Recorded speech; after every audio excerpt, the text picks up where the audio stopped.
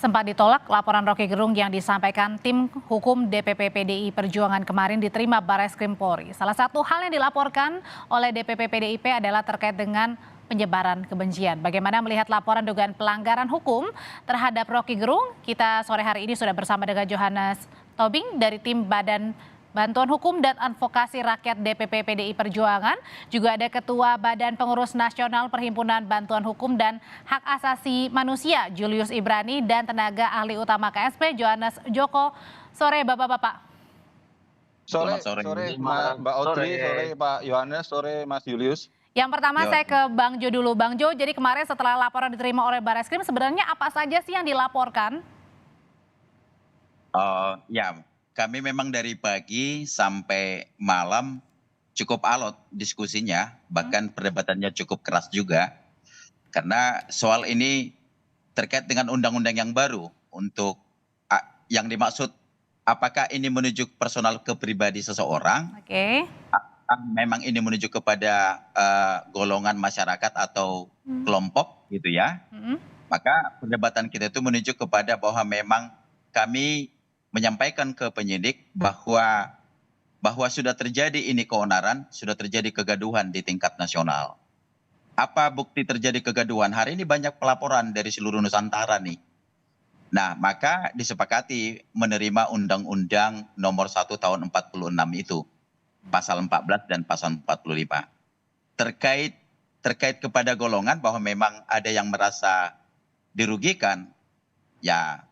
Jadi akhirnya pakai undang-undang ITE juga tuh. Jadi artinya bukan undang-undang yang menggunakan personal pribadi ya, tapi golongan ya? Ya, jadinya SARA lah kan, SARA. Jadi undang-undang ITE pasal 28 tuh ayat 2. Jadi pada dua pasal itu penerapannya akhirnya penyidik Barreskrim setuju untuk menerima laporan kita gitu. Oke, sebenarnya Bang Jo, poin mana saja sih yang dititik beratkan oleh DPP PDIP sehingga harus melaporkan peristiwa Roky Gerung ini ke Barreskrim? Satu kan begini, kenapa menjadi kepada antar golongan menjadi SARA? Bapak Presiden ini kan dipilih hampir jutaan orang, bahkan puluhan juta yang memilih dia kan gitu ya. Nah, jadi ketika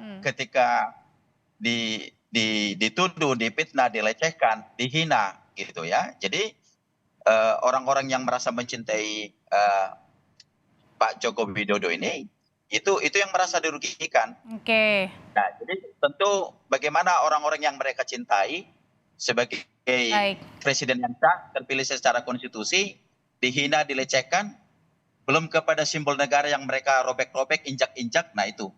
Jadi menyangkut kepada itu kita pasalnya lebih menitik beratkan kepada itu. Oke, fitnah dan kebencian tadi ya Bang Jo ya. Tahan dulu sampai di sana Bang Jo, saya mau ke KSP, ada Pak Johannes. Pak Johannes, jadi kan kalau tadi beberapa waktu lalu Pak Muldoko sempat konferensi pers bilang bahwa ini menghina dan sekaligus juga menyerang pribadi dari seorang Pak Jokowi. Menyerang pribadi Pak Jokowi yang dimaksud adalah? Ya Mbak, terima kasih Mbak Audrey. Memang benar tadi sore Bapak Kepala Staf Kepresidenan Pak Muldoko itu memberikan satu statement yang tegas dan keras, dan itu memang beliau mengambil posisi sebagai seorang Kepala Staf Kepresidenan yang memang tugasnya beliau adalah menjaga harkat, martabat dan marwah kewibawaan presiden. Itu beliau lakukan untuk melakukan posisi di situ begitu. Ya kalau terkait dengan apa posisinya, apa yang dihina dan segala macam, kepala staf bahkan posisinya bukan lagi ini bilang penghinaan begitu Mbak, tetapi ini posisinya sudah menyerang lembaga kepresidenan begitu Mbak, menyerang baik presiden secara lembaga maupun Presiden Jokowi sebagai personal Pribadi ya? dan sebagai pribadi, karena parameternya juga jelas sekali begitu. Ketika kita melihat hari ini setelah Roky menyampaikan statement tersebut dan dalam beberapa hari ini ada begitu upaya sistematis untuk melakukan glorifikasi hal tersebut, dan ini menimbulkan kegaduhan. Dan tentu Bapak Kepala Staf Presidenan Pak Muldoko yang memiliki naluri sebagai seorang prajurit melihat bahwa situasi ini memang tidak bisa dibiarkan begitu Mbak, dan memang beliau mendorong dengan sangat tegas. Meskipun kemarin Pak Jokowi juga bilang ini merupakan hal yang kecil ya Pak Jo ya? Itulah Mbak kelebihan dari Bapak Presiden Jokowi. bahwa beliau memiliki apa ya, kalau kami menyebutnya hati seluas samudra. Tetapi posisi ini kan dengan kepala staf kepresidenan sebagai seorang penjaga gitu Mbak, sebagai seorang yang memang harus membela presiden begitu. Beliau melihat ini ada satu persoalan, ada satu problem yang memang sangat serius. Karena dalam beberapa hari terakhir ini justru malah ada pihak-pihak yang melakukan glorifikasi terhadap hal ini begitu, dan ini menjadi tidak baik karena bagaimanapun juga ya norma-norma ketimuran kita, norma-norma publik kita, apapun alasannya, apapun diksinya, saya yakin siapapun tidak ingin orang tuanya, apalagi pemimpinnya mendapat perlakuan seperti ini gitu.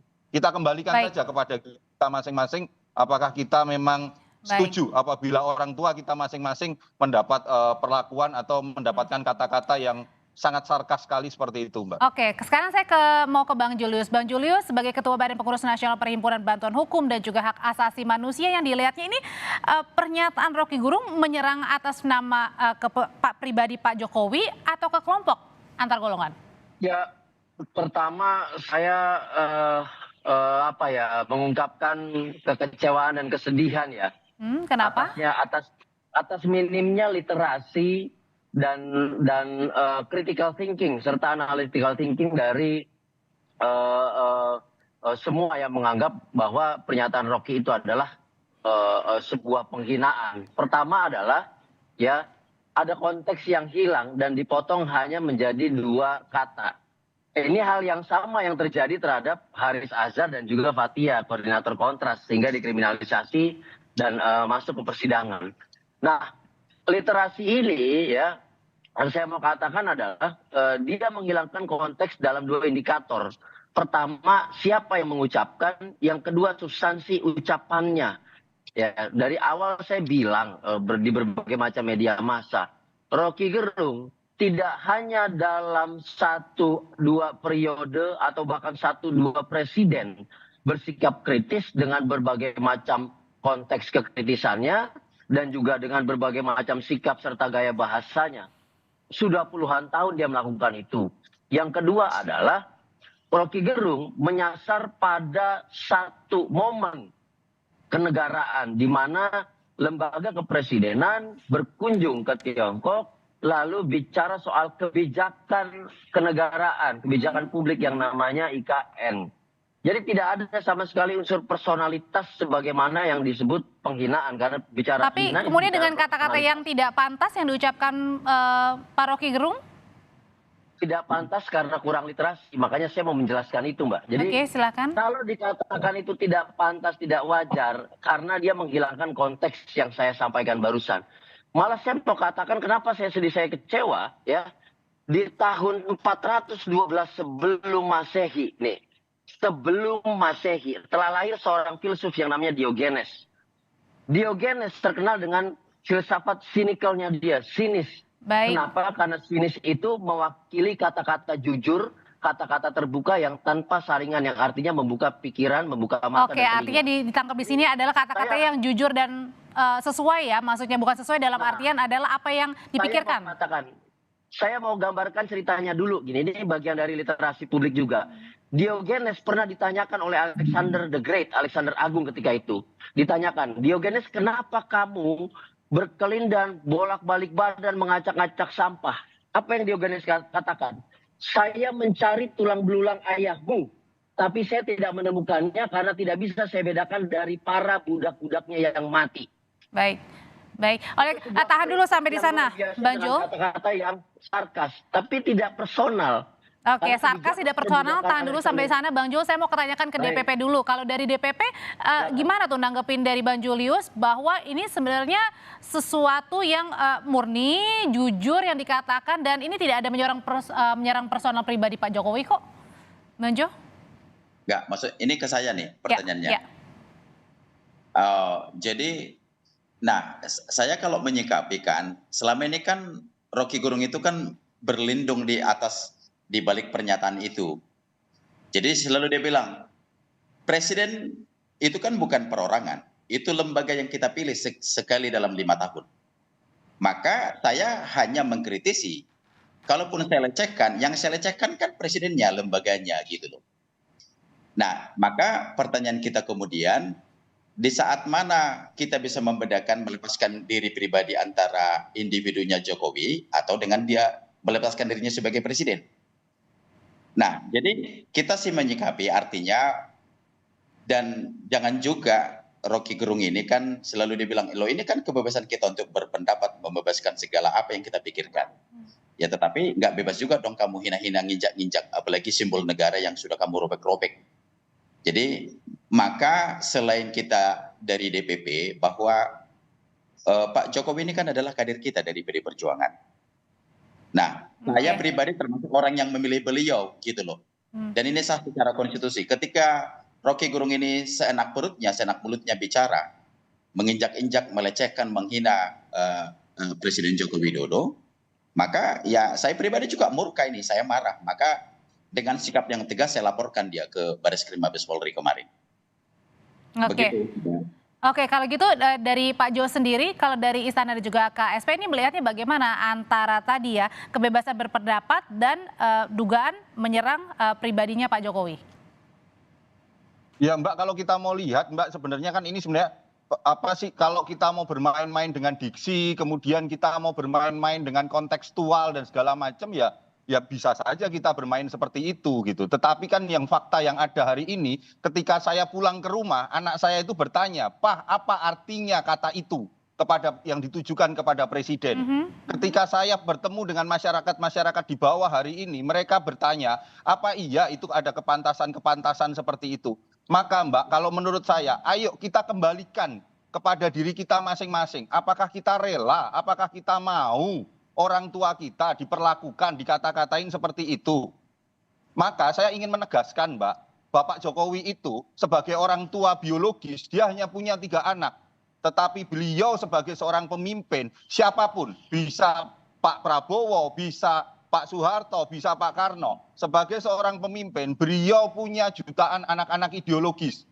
Yang anak-anak ideologisnya itu memiliki tingkat emosional yang berbeda-beda. Inilah yang harus kita jaga Mbak. Dalam situasi tahun politik hari ini, janganlah kita justru malah para elit berdansa-dansi gini, para intelektual bermain kata-kata hanya untuk memperkeruh suasana. Itu dari saya Mbak. Jadi artinya adalah dilihat di sini ada di balik makna dari kata-kata yang diucapkan seorang Rocky Gerung terkait dengan tadi ya, penggorengan di politik.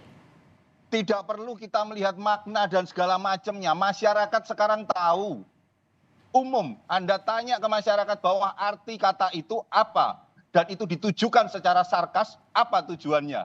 Itu yang mereka tahunya seperti itu, dan kemarahan dan emosi masyarakat di bawah, terutama di kalangan para pendukungnya Bapak Presiden, itu hari ini kantor staf Presiden lagi terus berupaya untuk mencoba menahan itu. Dan sikap positioning kami tegas. Ini bukan lagi penghinaan, tapi ini adalah upaya untuk menyerang marwah, martabat, dan kewibawaan Presiden. Oke, terakhir ke Bang Julius. Bang Julius, kalau dilihatnya ini menyerang martabat marwah Pak Presiden, kemudian juga ada di balik makna dari kata yang diucapkan Rocky Gerung di tengah manasnya politik. Saya kasih yang enteng dulu ya. Ya. Presiden Jokowi sudah menganggap bahwa itu bukan masalah. Jadi semua yang menganggap itu masalah tidak dapat mengatasnamakan Presiden Joko Widodo. Yang kedua adalah Presiden Joko Widodo dan juga DPR ya menyusun sebuah KUHP baru di mana delik penghinaan ini adalah aduan. Jadi harus presiden langsung. Nah, semuanya ini mematahkan statement-statement tadi dari Bang Tobing ataupun Bang Jo. Nah, saya mau satu lagi begini. Saya akan stick pada persoalan kekurangan literasi ya. Bahkan seorang sutradara seni saja yang namanya Quentin Tarantino, dia menggambarkan sekelompok tentara Yahudi yang melawan rezim Nazi ketika itu Adolf Hitler dan menyebutnya sebagai. Jadi artinya ini adalah kekurangan literasi ya kalau menurut dari Mbak Audrey, makna Inglourious Bastard? Makna Inglourious Bastard itu adalah bajingan yang tidak mulia karena dia melakukan perlawanan yang keras, melakukan perlawanan yang berdarah-darah, tapi dia melawan satu rezim otoriter yang membantai Yahudi ketika itu. Jadi yang tidak ditangkap kekurangan literasinya adalah dia hanya membaca 2 kata dan tidak mampu membaca kata-kata sampai konteks. Tahan dulu sampai di sana. Itu aja. Tapi Mbak. Ya silakan Pak. Tapi gini dong kan, bilang-bilang bajingan-bajingan itu maksudnya apa?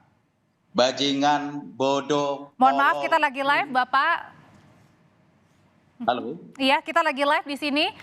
Mengingatkan saja bahwa mungkin Mbak. bisa diganti dengan kata-kata yang Iya. lebih itu pantas. Maksudnya loh, Hmm? kita kan mau pertegas, itu kata-kata kritik apa yang mau dibangun dengan kata-kata itu? Kan nggak boleh dong, kamu bebas mengkritik apa saja. Jadi kamu sekarang gini deh, untuk membantah semua kritikan yang disampaikan oleh Rocky Gerung itu. Pak Joko Widodo itu hari ini tingkat kepuasan masyarakat terhadap kinerja itu di atas 80%. Kalau beliau tidak seperti yang dituduhkan itu, tidak akan mungkin ada tingkat kepuasan itu. Itu membantah Baik. semua apa yang disampaikan oleh Rocky Gerung. Baik, terima kasih Mbak, kalau gitu. Mbak Audrey. Saya pikir Singkat Mbak. saja dari KFP, singkat saja karena waktunya terbatas, Ya. silakan.